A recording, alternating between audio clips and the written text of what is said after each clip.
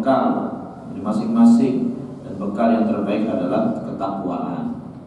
Tetapi ada beberapa amalan orang lain yang bisa bermanfaat untuk si mayit. Pertama, yang utama adalah doanya orang muslim. Jadi kalau kita misalnya melayat jenazah, itu kan kita menyolatkannya, dan sholat jenazah itu adalah ibarat mendoakannya. Maka kalau kita menyolatkan betul-betul ikhlas, khusyuk, mudah-mudahan doa kita dikabulkan oleh Allah, dan Allah Subhanahu wa taala mengampuni dan merahmati si mayit. Ya. Atau secara umum doa itu bermanfaat bagi si mayit, sebagaimana Allah taala berfirman di dalam surah Al-Hasyr ayat 10, "Walladzina ja'u min ba'dihim yaquluna rabbana ighfir lana wa li ikhwanina alladzina sabaquna bil iman wa la taj'al fi qulubina ghillan lil ladzina amanu rabbana innaka ra'ufur rahim." Dan orang-orang yang datang sesudah mereka mengucapkan, "Ya Tuhan kami, ampunilah dosa-dosa kami dan untuk saudara-saudara kami yang telah mendahului kami dengan iman." Dan yang sudah meninggal dulu kita doakan. Wala taj'al fi qulubina ghillan lil ladzina amanu, dan engkau jangan jadikan di dalam hati kami ini ghil, yaitu iri dengki kepada orang-orang yang beriman. Ya Rabbana, sesungguhnya engkau Maha Penyayang lagi Maha Penyayang. Nah, ini adalah ayat yang menunjukkan bahwa doa saudara muslim kepada saudaranya itu diijabahi oleh Allah Subhanahu wa taala dan bermanfaat bagi si mayit. Terutama adalah ketika sholat jenazah. Nah, sehingga ketika ada orang yang meninggal, kita jangan seperti yang terjadi di kebanyakan masyarakat kita, yang nyolatin itu hanya yang ditunjuk, yang lain pada ya ngobrol santai. Itu keliru. Di dalam syariat kita, sholat jenazah itu fardu kifayah.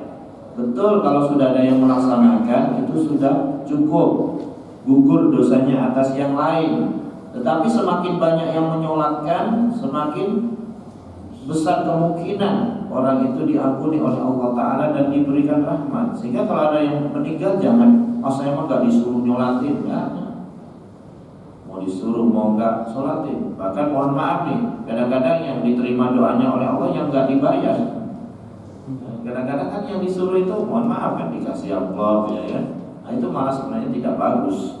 Kenapa? Karena khawatir dia itu nyolatin hanya karena ingin mendapatkan amplop. Kalau sudah mendapatkan amplop, bagaimana dia akan mendoakan keluarga, mendoakan si mayit?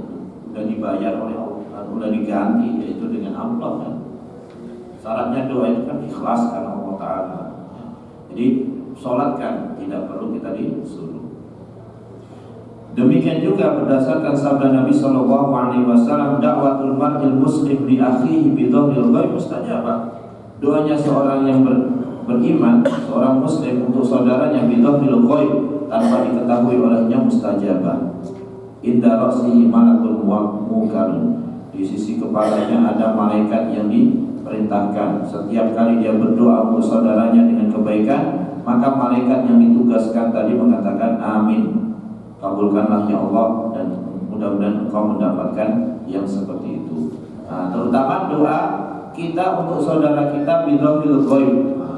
Jadi mendoakan saudara kita, terutama si mayit, bukan hanya ketika kita menyolatkan, ketika kita melayat,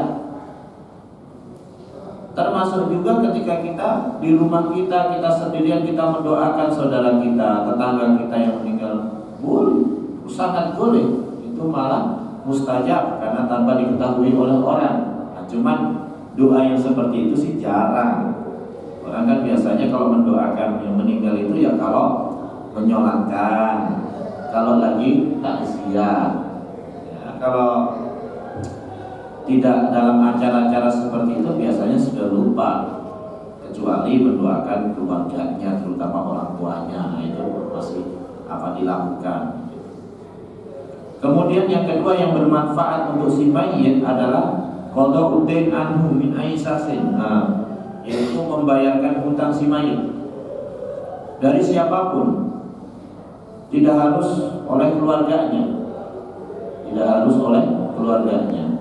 Jadi siapapun, orang lain mau membayarkan boleh. Seperti mana ada seorang sahabat yang meninggal, dia punya hutang 2 dinar, Nabi Shallallahu Alaihi Wasallam tidak mau menyolatkan, menunjukkan kalau hutang itu berat.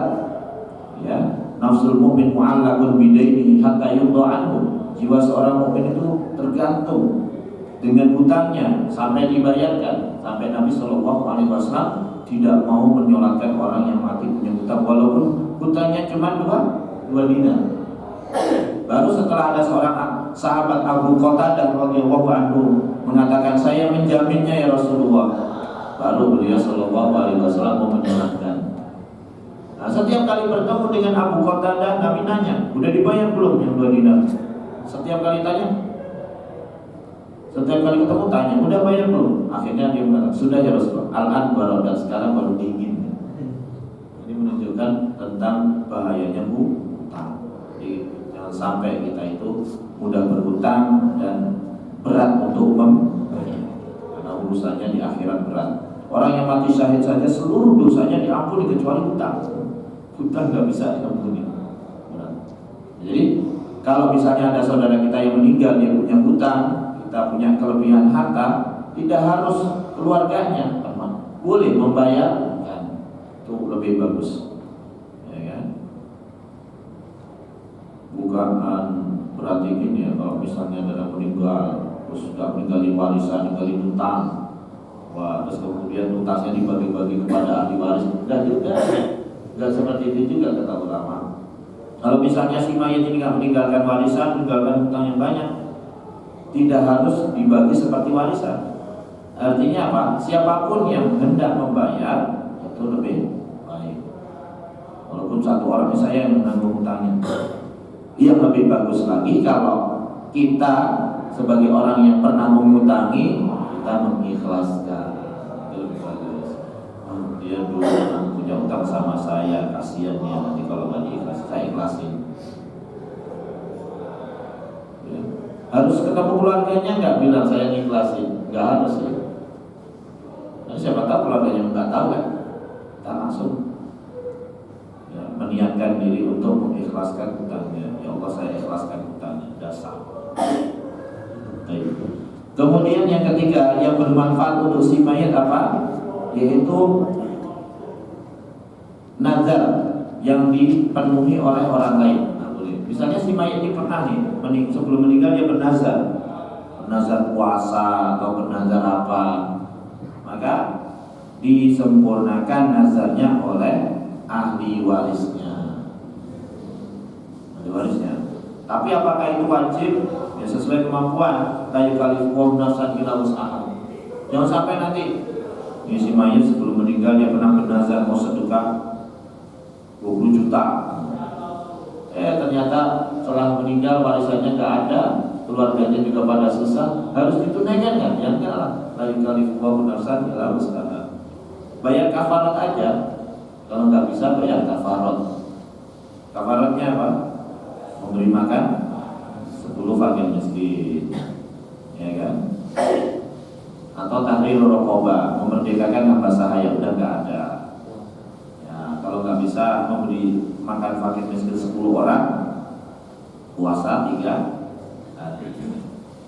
Tapi tidak boleh langsung puasa 3 hari, padahal dia mampu memberi sedekah makan 10 fakir miskin. Nah, itu adalah kafaroh nazar sebagai kafaroh yamin sumpah.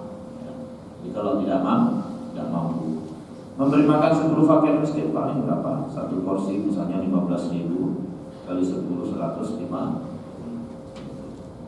Jadi tidak, wah ini orang tua pernah nazar sedekah 10 juta 20 juta padahal nggak mampu, ahli warisnya nggak ada yang mampu, dibayar dengan kafaroh tadi. Nah, ini berdasarkan hadis dari Sa'ad bin Ubadah radhiyallahu anhu, bahwasanya dia bertanya kepada Rasulullah sallallahu alaihi wasallam, "Inna ummi matat wa 'alaiha nadrun." Sesungguhnya ibuku meninggal dan beliau pernah bernazar. Maka Nabi sallallahu alaihi wasallam bersabda, "Iqdihi anha."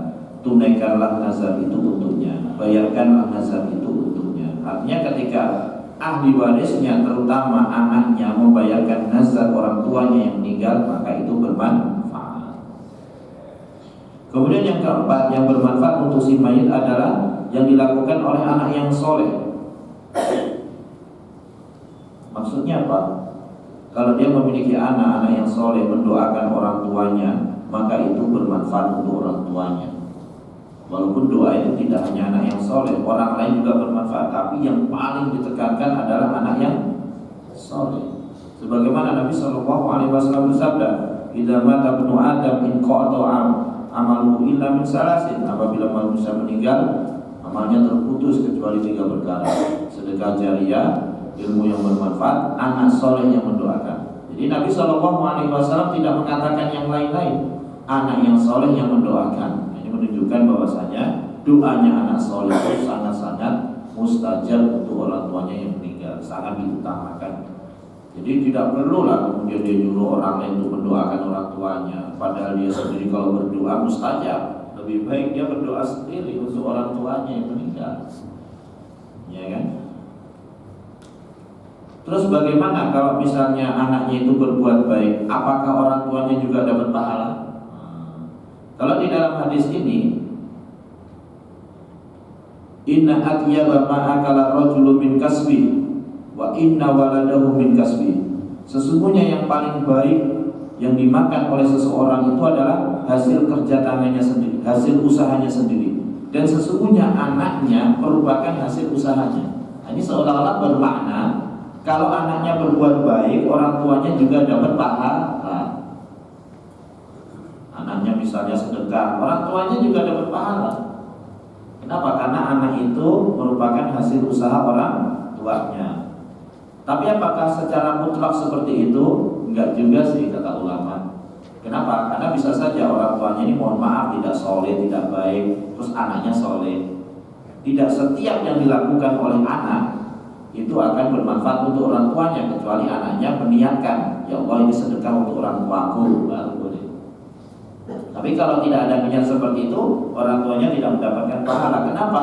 Karena orang tuanya sepanjang hidupnya mungkin tidak pernah memberi pengajaran, tidak pernah menasihati anaknya untuk berbuat baik, makanya tidak dapat. Tapi kalau anak ini soleh, baik, disebabkan jeripaya orang tuanya yang mendidiknya, mentarbiyahnya, mengajarkannya, maka secara otomatis ketika anaknya berbuat setiap kebaikan, maka orang tuanya dapat pahalanya juga. Kemudian termasuk yang bermanfaat bagi si mayit adalah sedekah jariah atau ilmu yang bermanfaat, ilmu yang diajarkan, sedekah jariah. Sedekah jariah itu adalah sedekah yang zatnya masih ada, terus manfaatnya berlaku terus. Makanya kalau misalnya nih kita ingin bersedekah untuk orang tua kita yang meninggal misalnya kan, kita dikasih 2 pilihan, kita ngasih makan ke fakir miskin, itu dapat pahala, tapi setelah itu habis. Atau kita misalnya meletakkan mushaf di masjid, Quran supaya dibaca orang, atau membeli jilbab untuk para wanita misalnya, beli mukena, sarung taruh di masjid, itu manfaatnya ngalir terus. Itu yang lebih bagus. Ya, bikin sumur, niatkan pahalanya untuk orang tua, itu bagus, pahalanya ngalir terus sampai hari ini. Seperti mana kalau kita ingin membeli sesuatu misalnya, kita ingin beli sepatu lah, ya. Ada sepatu yang murah tapi cepat rusak. Ada sepatu yang mahal tapi awet. Pasti kita milih yang mahal tapi awet. Begitu juga dalam hal sedekah untuk orang tua kita. Kita dikasih 2 pilihan, kita sedekah dengan makanan tapi cepat habis, pahalanya sampai di situ aja, memang tidak mahal. Atau kita beli sesuatu yang mahal tapi pahalanya ngalir terus, maka sebaiknya pilih yang kedua, bikin sumur, pahalanya untuk orang tua. Beli Al-Quran berapa biji taruh di masjid, nah itu mengalir pahalanya untuk orang tua kita. Baik, berikutnya ziaratul kubur.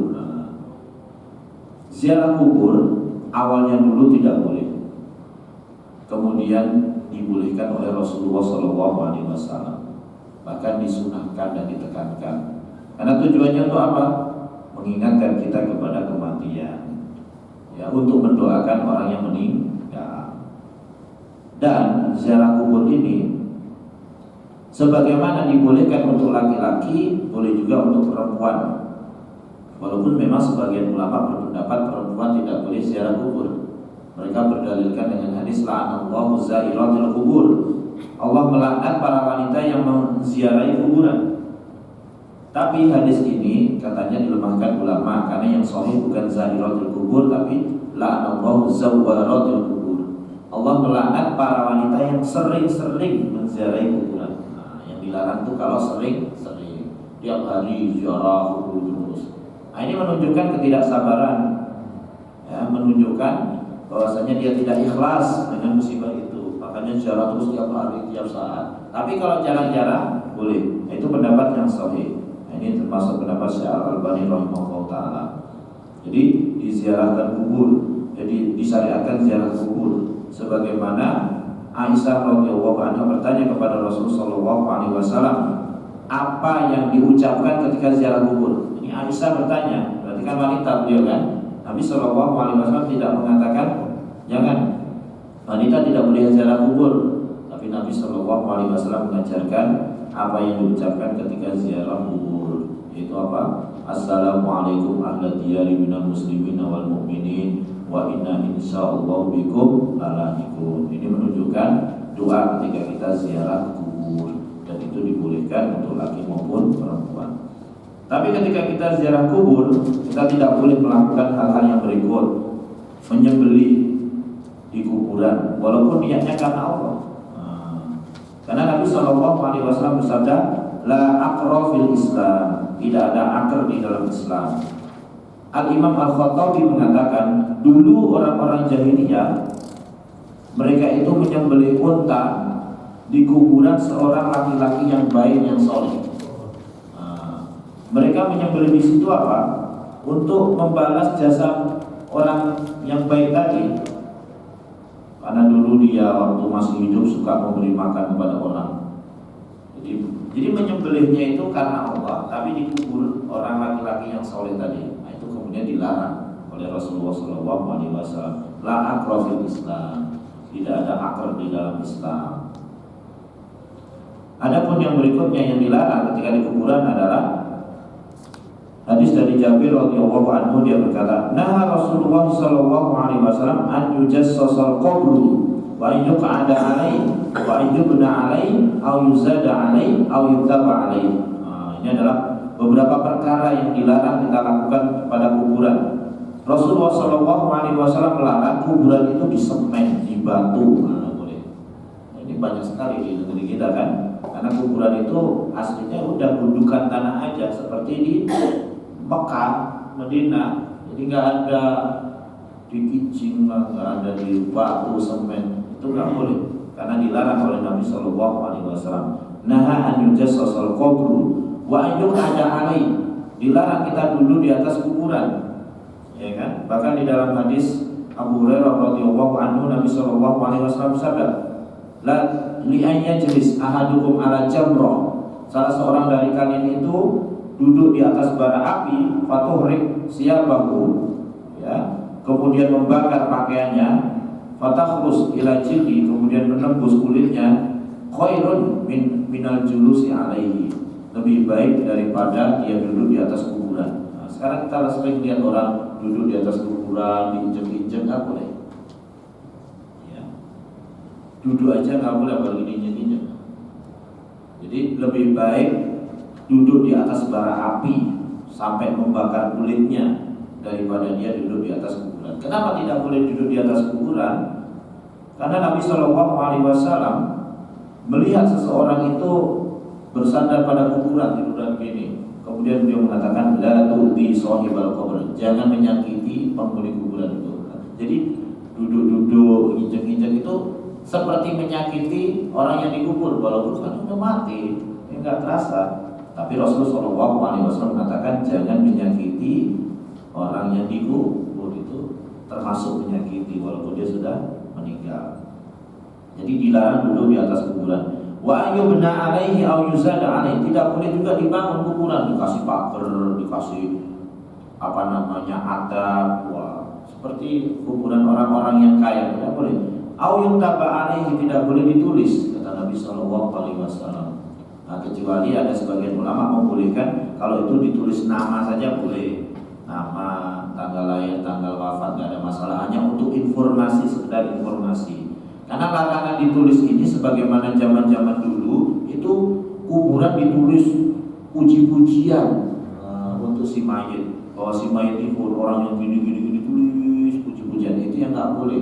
Itu namanya berlebih-lebihan. Kalau kita mau nulis hanya sekedar nama, tanggal lahir, kemudian wafatnya kapan, itu masih diperbolehkan oleh sebagian ulama, termasuk Syekh Utsaimin rahimahullah ta'ala, tidak ada masalah. Kemudian yang ketujuh, dilarang sholat menghadap kuburan. Berdasarkan hadis Nabi Shallallahu Alaihi Wasallam yang dikeluarkan oleh Imam Muslim dari Abu Marsad Al-Ghanawi radhiyallahu anhu, ya, la tajlisu 'alal kubur wa la tusallu ilaiha. Jangan duduk di atas kuburan dan jangan sholat menghadap kuburan. Jadi kalau misalnya kita sholat menghadap kuburan tidak boleh, kecuali sholat jenazah boleh di kuburan. Karena sholat jenazah tidak ada rukuk, tidak ada sujud. Tapi kalau kita sholat di masjid terus di depan kiblatnya itu ada kuburan, nggak boleh. Kecuali kuburan itu sudah di luar area masjid, ada temboknya, ada pagar, ada jalan yang dilalui orang, misalnya boleh. Kalau saya memberi syarat lagi, kita tidak boleh melihat kuburan itu. Nah, kalau masih kelihatan temboknya setengah, nggak boleh. Dia harus tertutup tinggi. Itu syaratnya. Ya. Terus larangan sholat menghadap kuburan ini sifatnya haram atau makruh? Sebagian mengatakan makruh, tapi yang sahih haram, ya kan? Bahkan haramnya ini sebagian ulama, Imam Ahmad dalam satu pendapat mengatakan bukan hanya haram, sholatnya gak sah. Jadi kalau misalnya nih kita sholat di masjid nih, sudah sholat kita keluar loh, kok di depan kiblat itu ada kuburan, ulangin. Kalau satu pendapat dari Imam Ahmad harus ulangin. Nah, tetapi kalau sebagian ulama yang lain hanya haram saja, tapi sholatnya sah karena kita nggak tahu kan. Tapi lebih baik memang mengulangi, karena Nabi Shallallahu Alaihi Wasallam bersabda, la tusallu ilal kubur, jangan sholat menghadap kuburan. Yang kedelapan, sholat berdekatan dengan kuburan juga nggak boleh, walaupun tidak menghadap. Sebagaimana di dalam hadis Abu Sa'id Al-Khudri radhiyallahu anhu, Nabi Shallallahu Alaihi Wasallam bersabda, al-ardu kulluha masjidun illal maqbarah wal hammam. Bumi itu semuanya adalah tempat sholat, diboleh sholat di situ, sah, kecuali dua, pemakaman dan kamar mandi. Itu pemakaman. Di kita misalnya sholat ya di masjid,